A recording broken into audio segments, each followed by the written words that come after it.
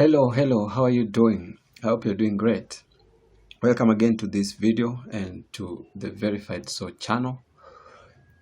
As you can tell, we are discussing about the DS260 form. And right now, as I'm speaking, we have about 60 days, and to be exact, 59 days to the release of the DV Lottery 2024 results. And I've been saying time and again that after getting that message that congratulations, you have been selected as the DV winner, then what follows? So after checking the results and you are successful, we said that the second thing to do is to fill the DS260 form. And the process of filling the DS260 form should begin immediately. And now, what are the frequently asked questions regarding the DS260 form? Or what should you know even before you get to check the results? What about the DS260 form?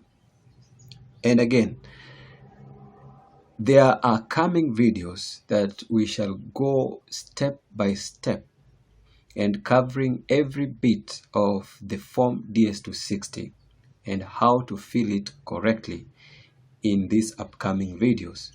So you need not to worry at all. I'll take you step by step and through every part of this form to show you how to correctly fill it in, and you'll do it correctly. So stick around for those videos.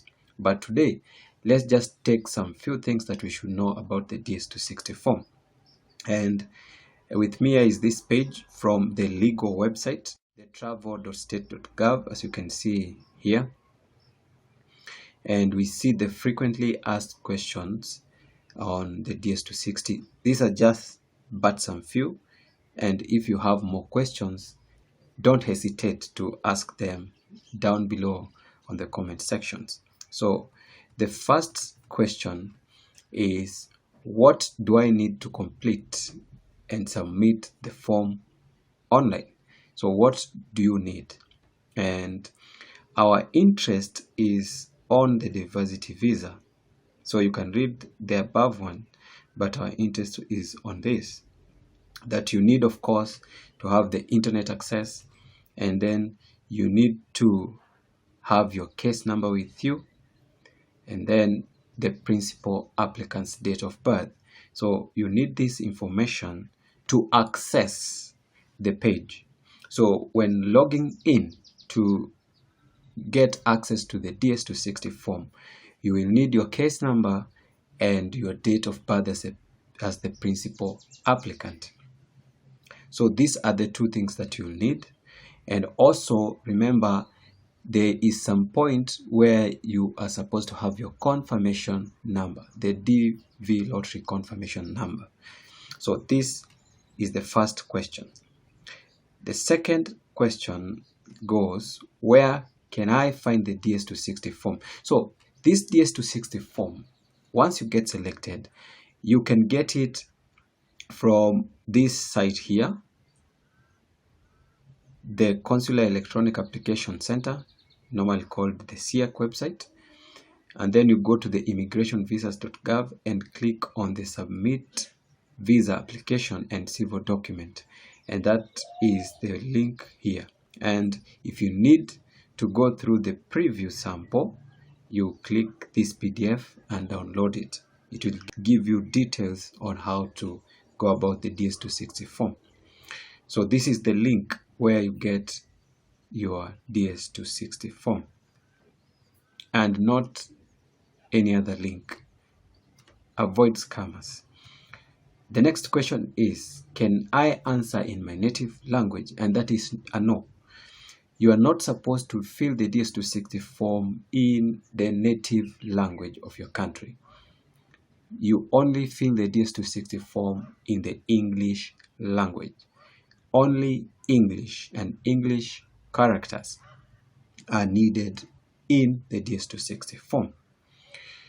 The following question, Are all fields on the DS260 form mandatory? Definitely no. There are fields that you will not fill, especially those that are optional. So the fields that are optional and you don't have details to fill in those fields, then you don't have to fill them. And also the drop-down menus. There are others that you'll find they have situations where they don't apply.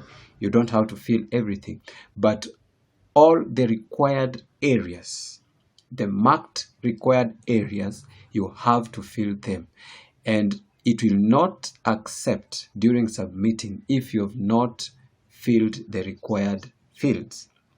So the answer is not all parts are filled, they are optional parts, but all information regarding you are supposed to fill in.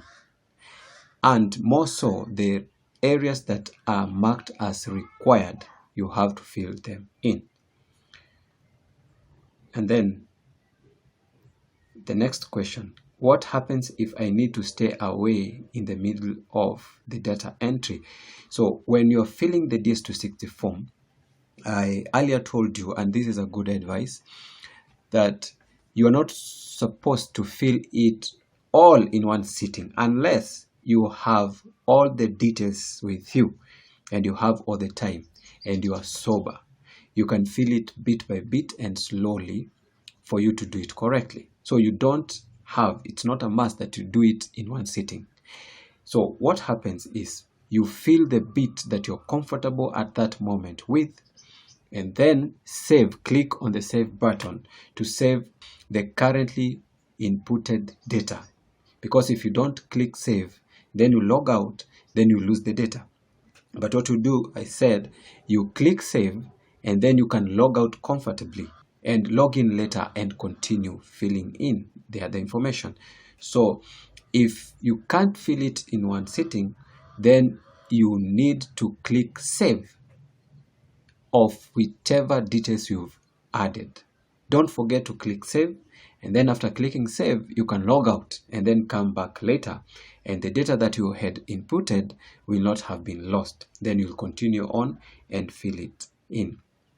And remember that when filling the DS260 form, it is done online, and the CAC website has a default duration of time in which you can remain on an inactive mode, meaning if you are putting your data in and you stay for some time without doing any update, the CAC website will automatically log you out, and that duration is about 20 minutes. So if you're filling the DS260 form and you don't update anything on the website for about 20 minutes, the CAC will automatically log you out, just for your safety, for your data safety. And then the next question, how do I access a previously saved DS260 form? And then it says you can access your saved application by returning to the very same page that you were filling before. So you just visit the same link, the Consular Electronic Application Center, the CAC, and then you log in and continue.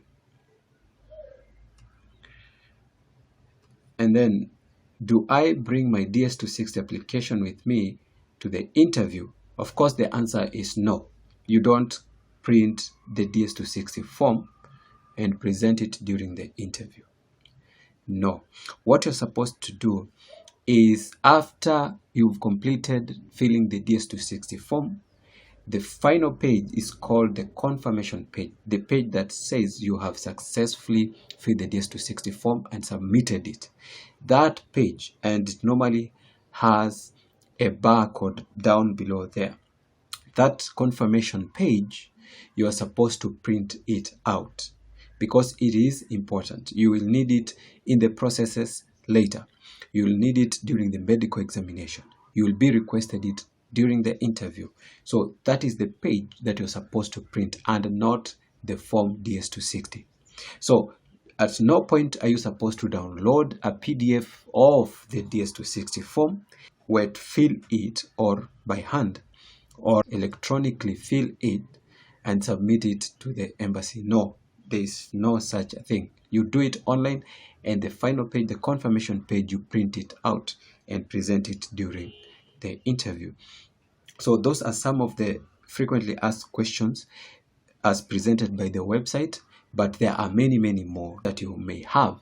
So if you do have, please consider asking them, and when I come across more of the questions, I'm willing to come back and give the answers. So thank you guys for sticking around and watching this video. Please, if you have not, subscribe to the channel, but if you have, I say thank you for your support, and also like the video, and let's meet in the next video.